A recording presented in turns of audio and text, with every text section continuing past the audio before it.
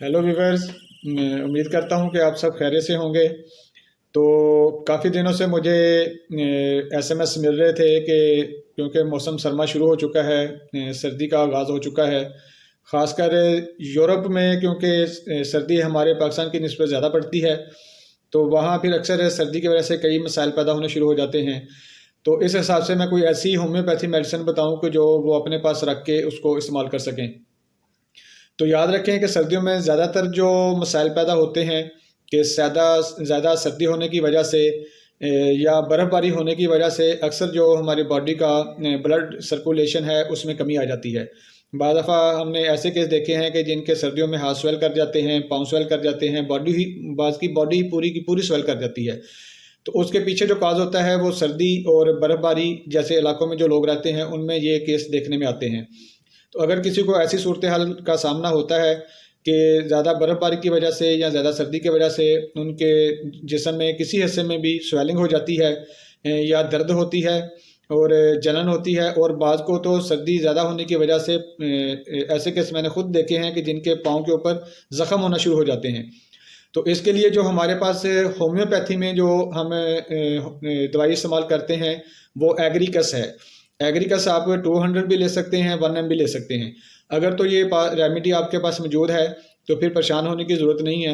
अगर किसी को भी इस तरह की प्रॉब्लम आती है कि ज़्यादा सर्दी होने की वजह से या बर्फ़बारी की वजह से उनको इस तरह के मसाइल होते हैं, तो वहाँ फिर एग्रीकस 200 या 1 एम को इस्तेमाल करने से इन मसाइल से बचा जा सकता है। और दूसरे नंबर पे बाज़ मैंने ज़िक्र किया कि बाज़ को ज़ख़म भी हो जाते हैं। बाज़ हमने देखा कि उनके हाथ स्वेल किए, कट लग गए, सर्दियों में पाँव स्वेल कर जाते हैं, कट लग जाते हैं, या जिनकी एड़ियाँ फट जाती हैं।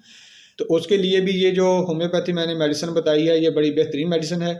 और इसके साथ आपने ये करना है कि जिनको ज़ख़म या कट लग जाते हैं तो उसके लिए आपने कैलेंडोला मदर टंक्चर लेना है 1 हिस्सा, और 3 हिस्से उम्दा किस्म की आपने वैसलीन ले लेनी है, और इसकी आपने मरहम तैयार करके रख लेनी है कि जहाँ जहाँ आपके कट लगते हैं या ज़ख़म होते हैं उसके ऊपर आपने इसको अप्लाई करना है। बाज़ हमने देखा है कि सर्दियों में फेस पे खुश्की हो जाती है, या होंठ में कट लगना शुरू हो जाते हैं, तो वहाँ भी आप इसको रोज़ाना रात को अप्लाई कर सकते हैं और उसका आपको बेहतरीन रिज़ल्ट मिलेगा। इसके अलावा मुझे बाज़ ने ये पूछा कि जिनको मौसम के हिसाब से सर्दी ज़्यादा लगती है तो उसके लिए हम कौन सी होम्योपैथी दवाई इस्तेमाल कर सकते हैं।